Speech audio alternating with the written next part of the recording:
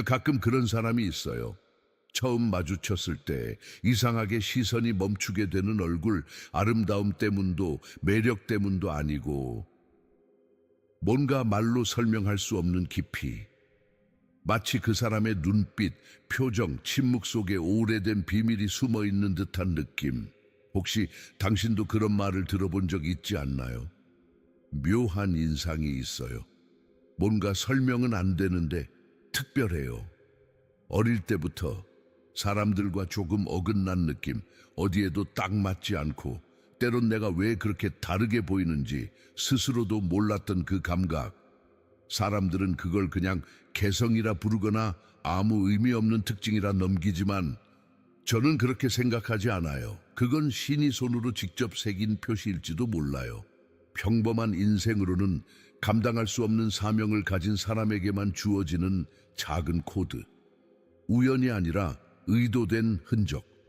어쩌면 당신은 그걸 숨기려 했을지도 모르죠.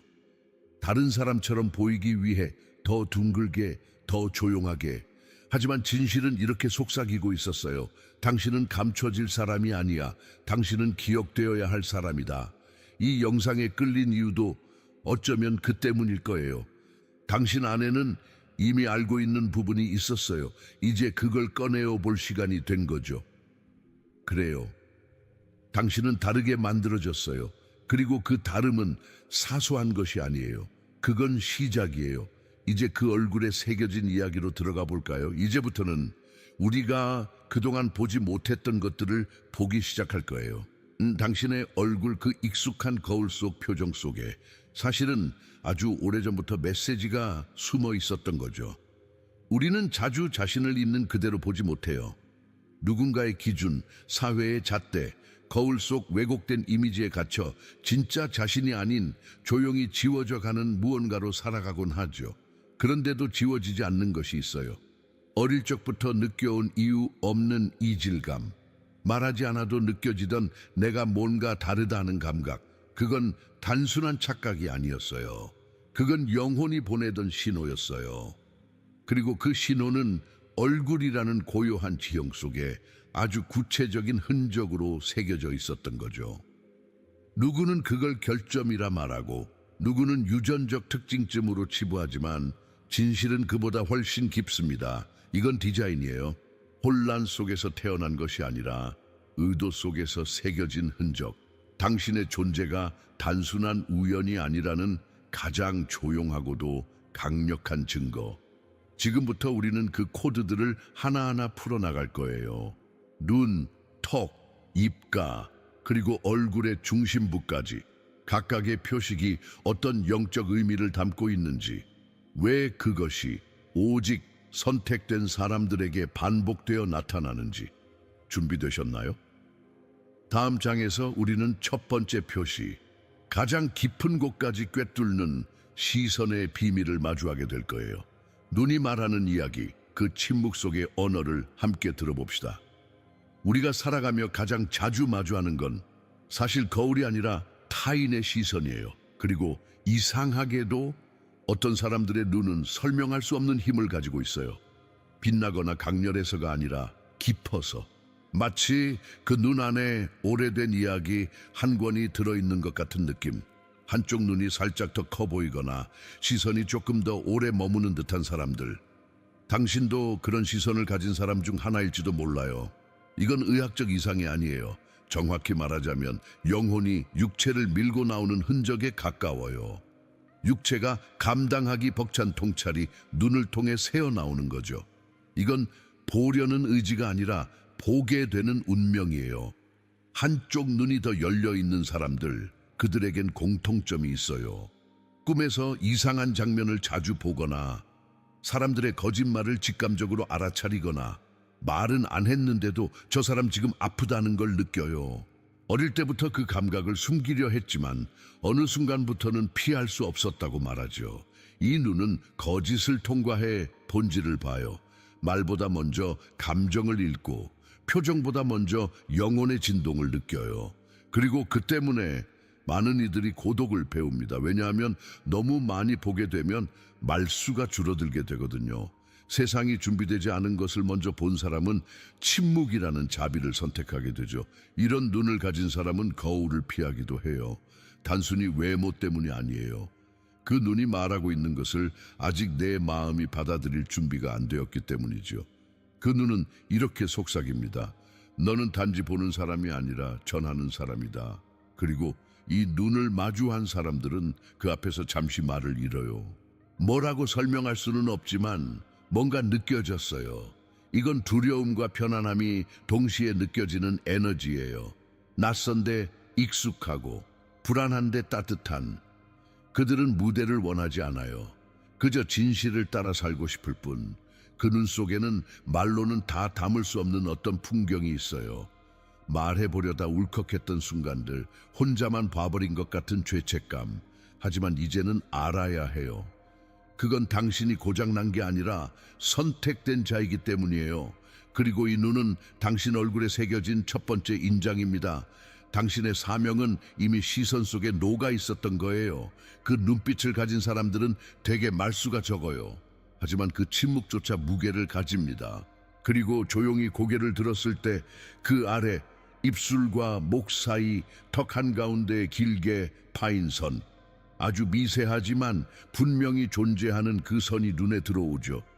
사람들은 보통 그걸 대수롭지 않게 여깁니다. 그냥 턱 모양이야. 유전이지.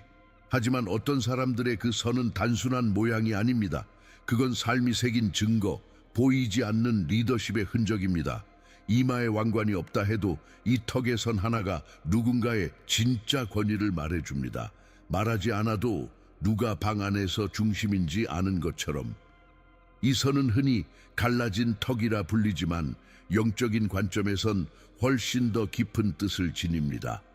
히브리 전통이나 초기 기독교 문서들에서도 턱은 판단과 책임, 권위의 상징으로 자주 언급되었죠. 이 표식을 가진 사람들은 공통적으로 어릴 적부터 이상할 만큼 책임이 많았습니다.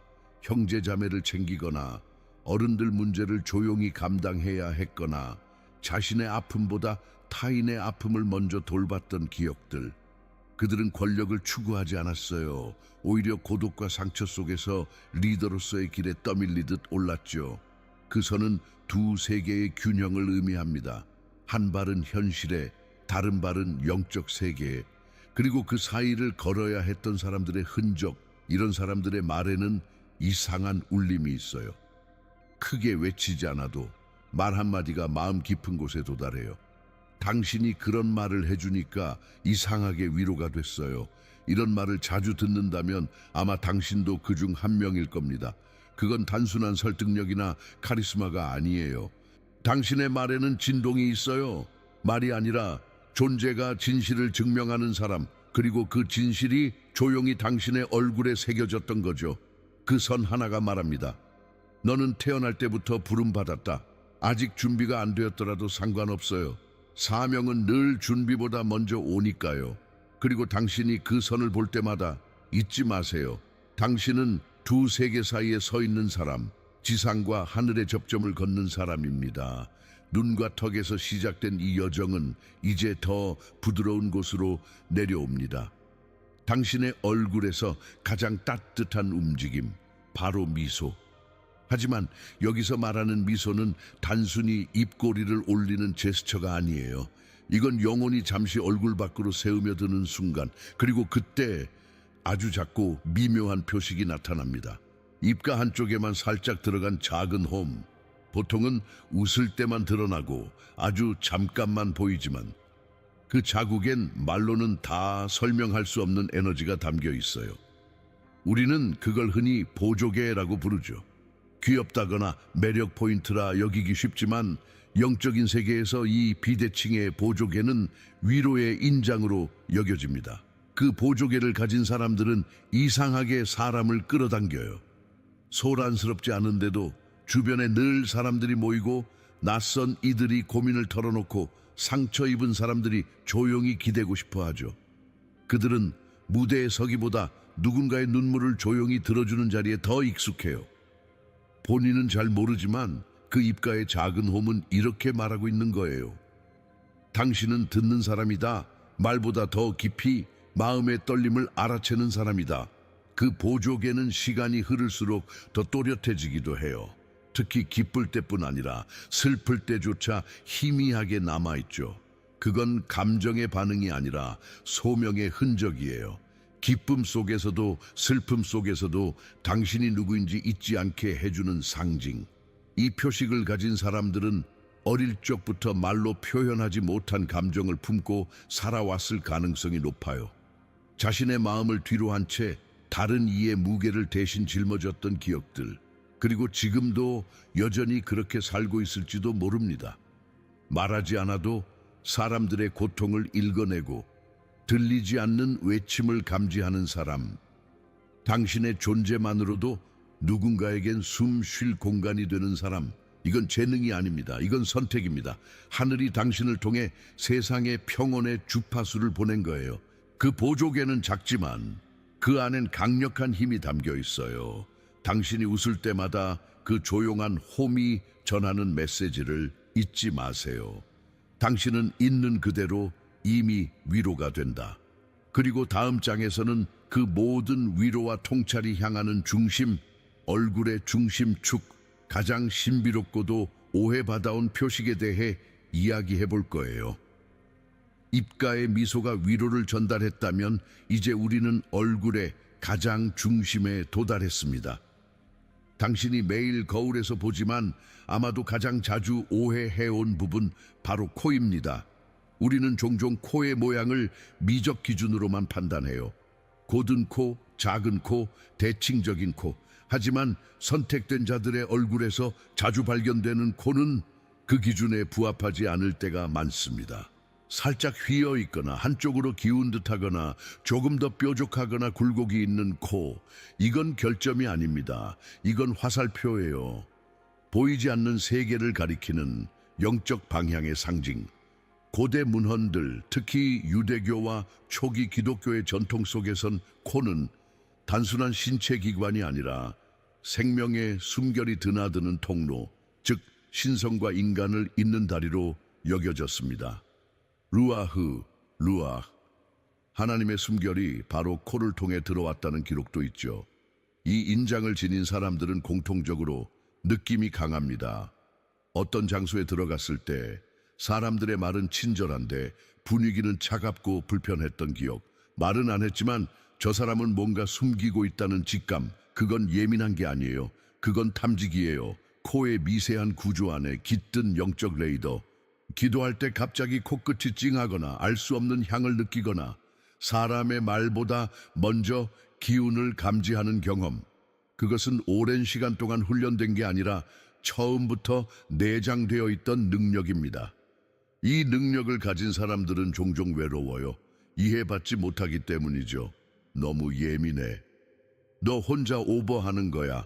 이런 말을 자주 듣고 결국 침묵을 선택하게 됩니다. 하지만 진실은 이렇습니다. 당신의 코는 보는 기관이 아니라 감지하는 기관이에요. 말로 표현할 수 없는 세계의 기류를 당신은 냄새가 아닌 영혼의 감각으로 느끼는 거예요. 이런 코를 가진 사람은 꿈에서도 자주 바람이나 불, 향기를 경험하죠. 그리고 중요한 결정을 내릴 때 머리보다 먼저 몸이 반응합니다. 가슴이 답답해지거나 숨이 가빠지거나 혹은 이상하게 평온해지는 느낌. 이건 단순한 본능이 아니에요. 이건 하늘과 연결된 감각입니다. 그리고 당신은 그 감각을 얼굴 중앙에 가장 눈에 띄는 곳에 달고 태어난 거예요.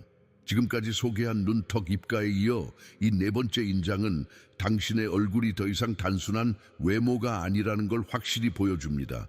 이건 하나의 메시지예요. 이제 우리는 그 모든 인장이 하나로 모일 때 무엇이 드러나는지를 마주하게 될 겁니다. 다음 장에서 얼굴이 어떻게 전체 지도로 작동하는지를 함께 알아봅시다. 지금까지 우리는 네 가지 인장을 하나씩 살펴보았습니다.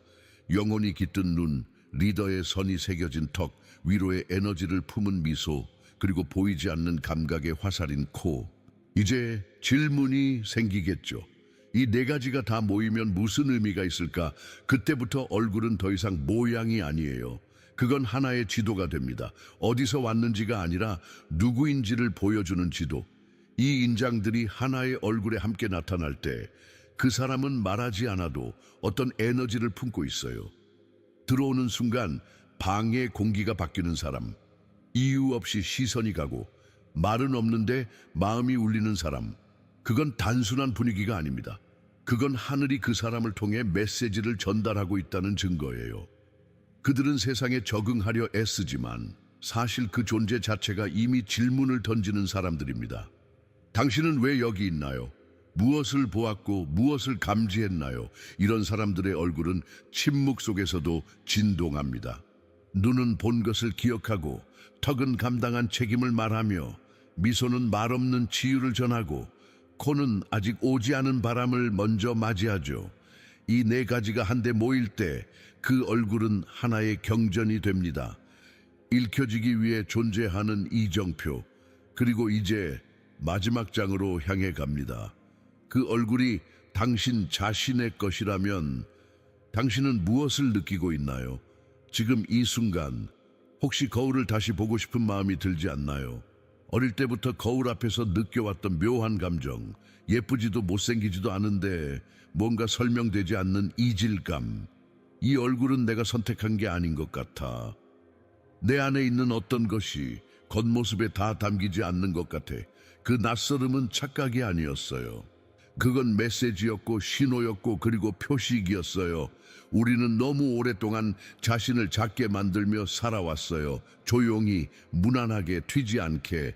하지만 당신은 그런 방식으로 설계되지 않았습니다. 당신의 눈은 이미 봤고 턱은 감당했고 미소는 치유했고 코는 감지했습니다. 이제 그 모든 것을 연결할 시간이에요. 얼굴은 단순한 외모가 아닙니다. 그건 살아 숨쉬는 지문, 하늘의 인장이 새겨진 지도입니다. 지금 당신이 느끼는 이 떨림, 그건 진짜예요. 지금 당신의 마음이 속삭이는 이 말, 나였구나. 그건 기억입니다. 세상이 당신을 몰라봐도 괜찮아요. 이 인장은 세상을 위한 것이 아니었어요. 당신과 같은 표식을 지닌 이들을 위한 것이었죠. 당신이 기억할 때 다른 누군가도 조용히 기억을 떠올립니다. 그리고 그렇게 우리가 서로를 깨웁니다. 이 영상이 당신에게 울림이 되었다면 아래 댓글에 숫자 99를 남겨주세요. 그건 단순한 숫자가 아닙니다. 나는 기억했다는 선언이자 나는 부름받았다는 응답입니다. 이 공간이 낯설지 않다면 구독을 눌러주세요. 여긴 단순한 채널이 아닙니다. 여긴 표식 있는 자들이 돌아오는 자리입니다.